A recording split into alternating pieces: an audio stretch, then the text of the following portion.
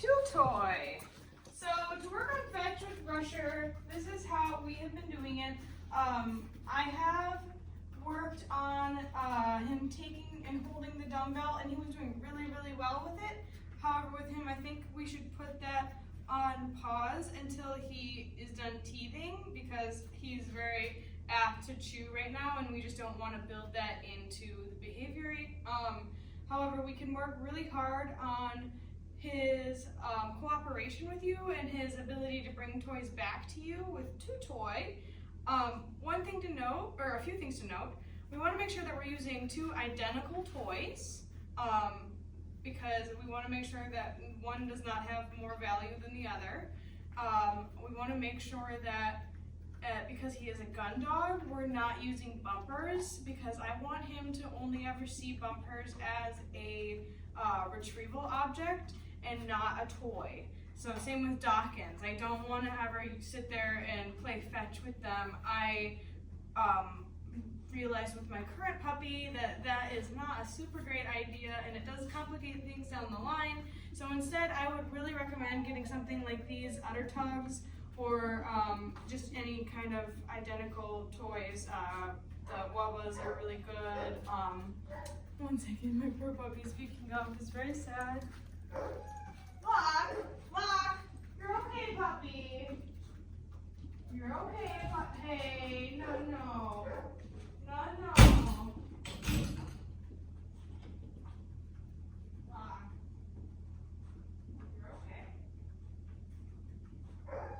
Oh my goodness.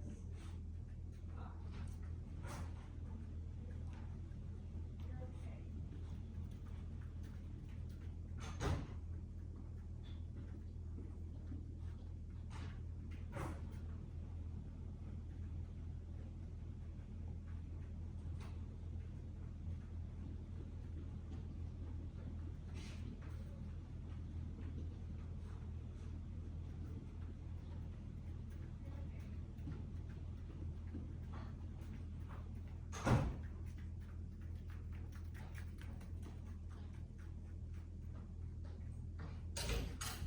Sorry about that. Anywho, we want to make sure they're two identical toys. You can use any two identical toys. We just want to make sure that we don't use Dawkins or bumpers or dumbbells. To start, all we're going to do is throw one, let him go get it, and then yay, good boy, he's going to bring it back, and you just make the other one fun that you have. Yes. And as soon as he drops his, mark and throw yours. Yay, good boy, yes! And now he's gonna learn to bring it back and to do something, yes, in order to make you throw yours. And it seems silly to build the drop-in now, but yes, we can add in a hand target before he drops it later on. We want to do this to start, yes, just to keep the conflict low so that we're not taking the toy away from him, and we don't encourage any keep away. Yes. So again, anytime he brings it close to me and drops it, I want to mark and throw my toy. And if he seems like he's going away with it, yes, and he seems a little bit less interested, I'm going to throw him one more. Good boy. Get it. Oh, you get your toy. You get the toy. Are you all done? If he seems like he's all done, I'm just going to give him a fruit scatter until I'm all done. He is a puppy, so if he chooses to opt out like that, I'm going to take it. That was a great session. I want to end there. And I probably wouldn't do much more than that per session anyways, with him, especially as he's younger.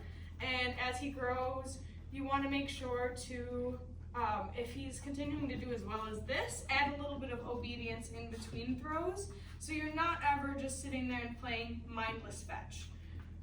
With a dog who is as high drive and high energy as Rusher, we want to make sure that we are implementing more mental stimulation than physical stimulation. And when we do physical stimulation, if it's not just free running or playing with other dogs or running with the kids, if we are doing two toy fetch, we want to make sure that it's very structured, and that if he is barking at you, I wouldn't throw the toy. If he does start barking at you, contact us again, and I can walk you through how to fix that. But so far he hasn't been super barky at me for the toys, so I wouldn't worry about it too much right now. However, if you do notice he's like breaking off like that, I would end it there. And I would just encourage him bringing it back to you for now, and then add some sits in between. So once he's going good with you and he's able to do longer sessions, you can do 3 throws and then 1 sit, reward him with the throw away, and then do 3 more free throws. So we want to do a ratio of 3 free throws to 1 behavior. And make sure to just pay attention to him. He's a puppy again. Just don't push him past his limits. And if he seems tired, call it. But he's a good boy.